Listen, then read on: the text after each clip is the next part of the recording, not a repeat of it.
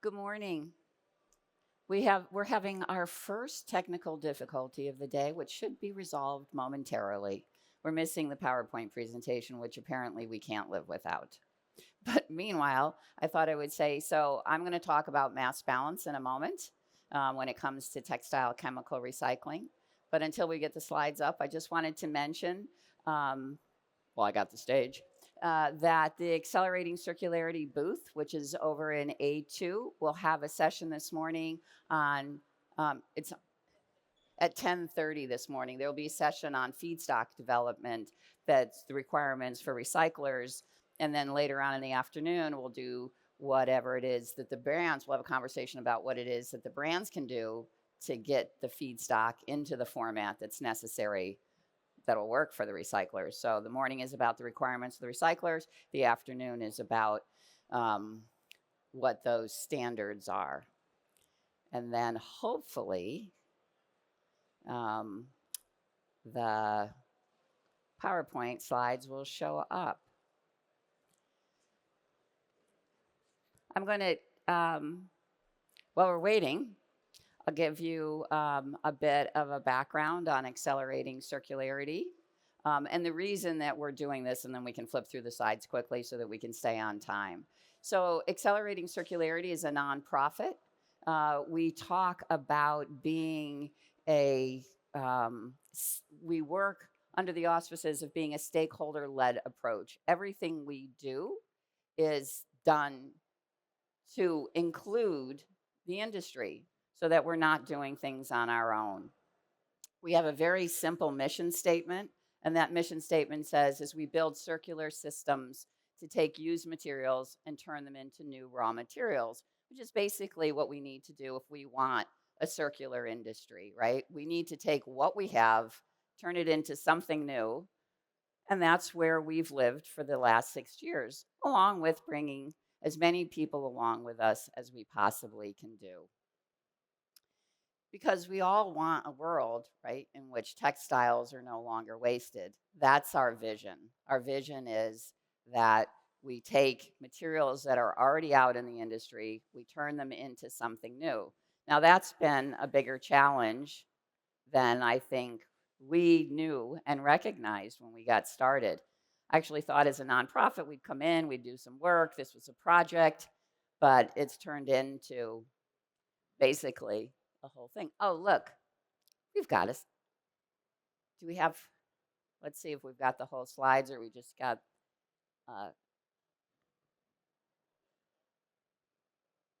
looks like they're working on it. Give me a minute. I'll get a thumbs up.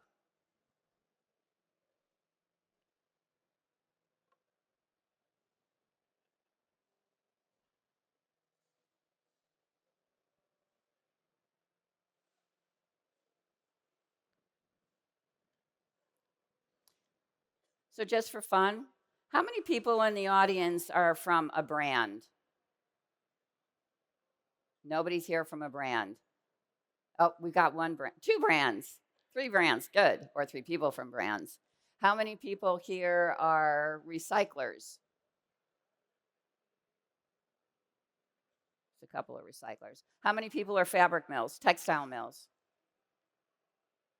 Oh, somebody had their arm up. There's a lot of people up. How many people are from nonprofits? Okay, you guys, where are you from? Sorry? No, but what kind of company? An outdoor, a brand? Okay, all right. We're looking for audience interaction, and we have a microphone. And if you don't volunteer, I will turn up with a microphone in front of you. So please join in. Oh, that's okay. All right. How many of you, so there's a couple of brands back there. Of the people who have brands, does anybody have a take-back program? A take-back program. One company has a take-back program. Great. Do you want to give us the company name?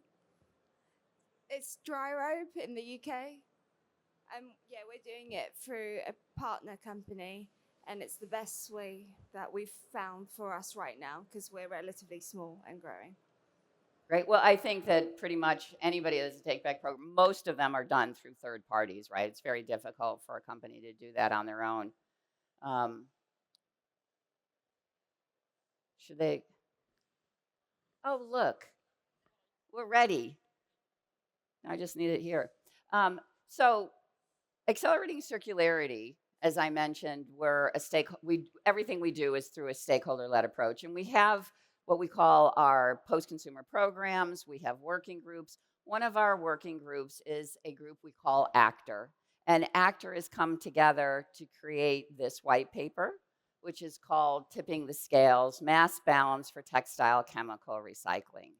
And the truth, let's see, is this working?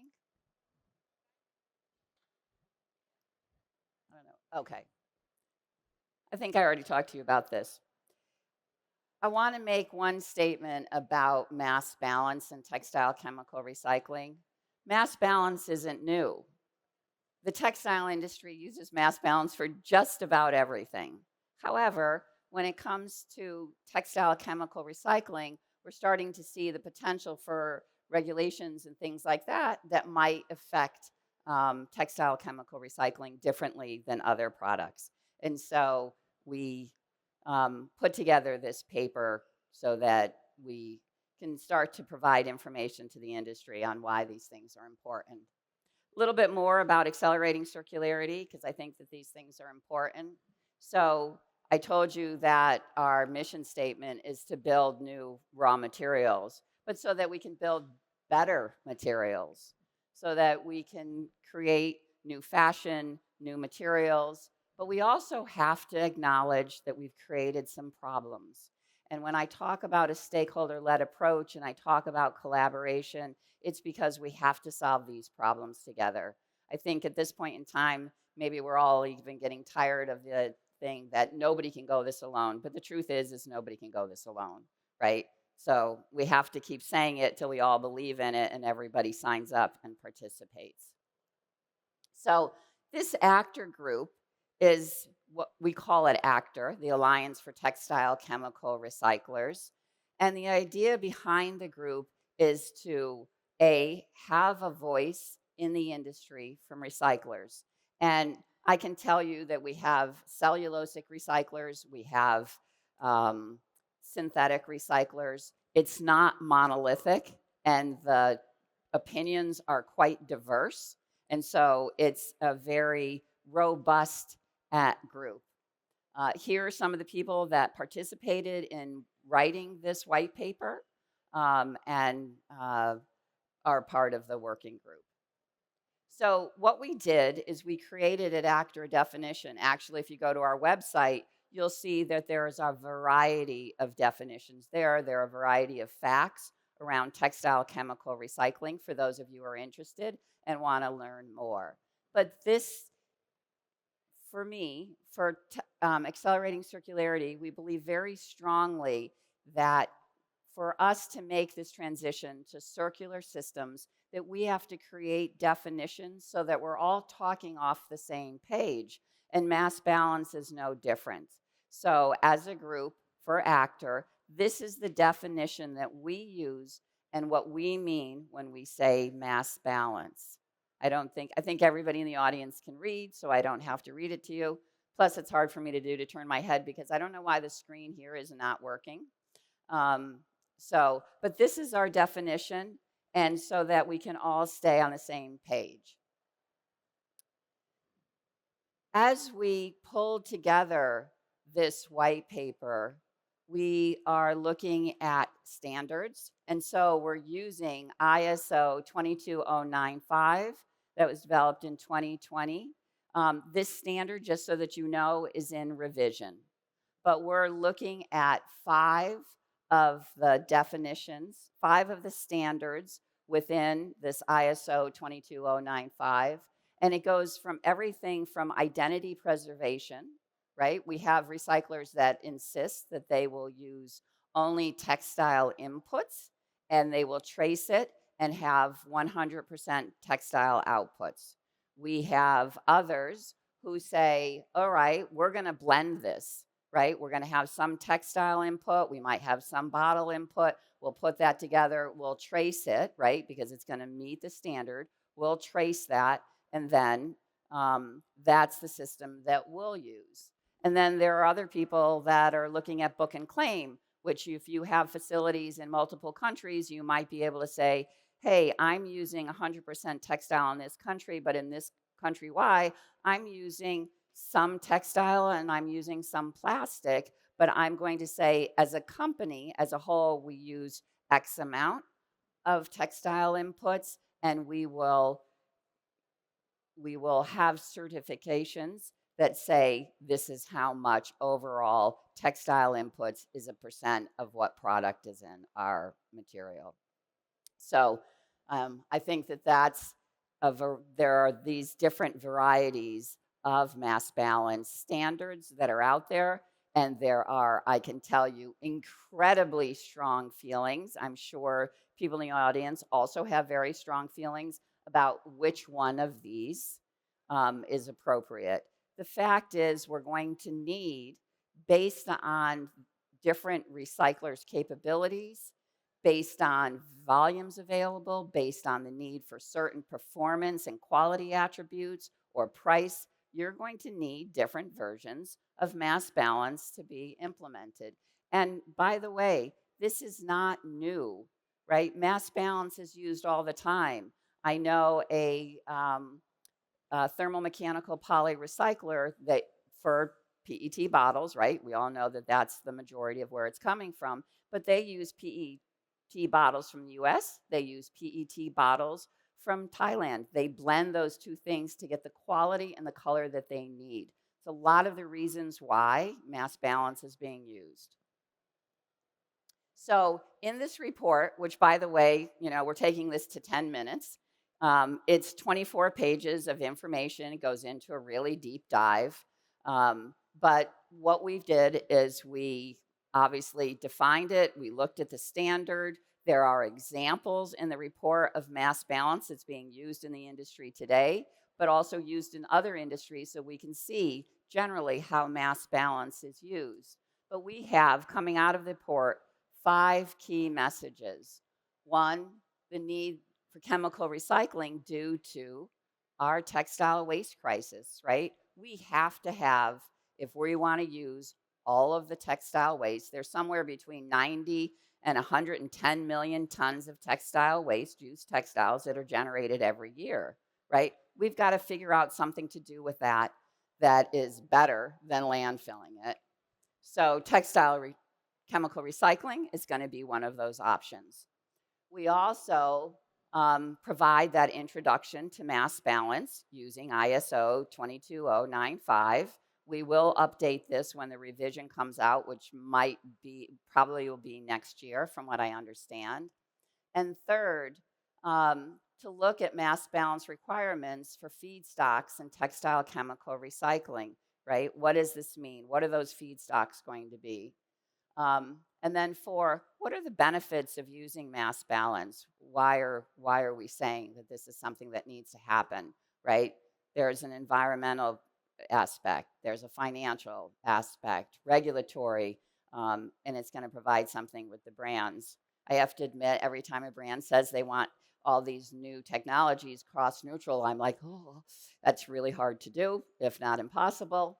But if you're blending, right, with some incumbent product with something that's more expensive, you might be able to get closer to those needs. And then the role of policy when it comes to this. This is one of the reasons I think that generated the need for this report, in that policy is starting to talk about the potential for maybe we want to control whether or not you can use certain types of mass balance when it comes to textile chemical recycling. And I don't believe that we should regulate chemical recycling in terms of mass balance any different than other textiles. So the recommendations that we have coming from this report is we have recommendations for brands and retailers. Of course, it includes having an amount of recycled content. The more the merrier in my book. I hear people have different numbers. And this is an interesting thing, too, right? Because people talk about, are we going to have a product recycled content number or a whole category product number? You know, again, we're starting to look at numbers and how we count things. Obviously, you have to institute traceability and education. So much about everything that we need to do in making this transition is education. And the consumers need the education, and the brands are those that are closest to the consumer. Policymakers, obviously, I think I've mentioned this already. You can read here. And that recycled content standard setting that needs to happen everywhere. And then for investors, right? This is still a nascent industry. We need investment all around. So Actor's next step will continue to work to provide the industry with what it needs. If there's anybody that is here and has some questions or some needs that they think they'd like this group to answer, let me know. I'm generally easy to find, but we're going to deliver on education. We're going to be talking about feedstock guidelines and content and format. I think these are things that we don't always recognize. And one of the things that I've seen people learn is the difference between having a bunch of textile waste and having a feedstock for a recycler. Two incredibly different things, which I don't think a lot of people realize. When we first started doing this, people thought, like, if I have a whole bunch of textile waste, I can give it to the recycler. Wish it were that easy. So providing regular policy updates on things that are specific to textile recycling, and then advocate for specific recycled content. And as I said, the higher that is, the better. So if you'd like to see the report, this link will take you to our website, and you will be able to find the report on the website, probably not until tomorrow. Remember I said that it's a very robust group? Well, they've got a lot of opinions, and we're constantly making sure that we get everybody on board, making sure our information is accurate and all perspectives are seen. And that is a real challenge. So the report will be up and listed. I think we've got it finalized now. You can see also the actor definitions and facts. And there are obviously other accelerating circularity reports on there. We just launched a couple of other white papers, one about what we call rags to revenue, which was building circular systems in the United States, and another one on trims. So some interesting reports on there. So if anybody's interested, at 10:30, we're going to be talking about feedstocks over at the Accelerating Circularity Hub. And that's it. I think that's 10 minutes. Can we show our appreciation, please, for Karla? Not only for what she was saying, but Charles made a technical muck-up, so which is why we're running about 5 minutes late. We are not taking questions for Karla, but I am trapping Karla here for the next 5 minutes. If anyone wants to speak to her urgently, she's going to be here for questions.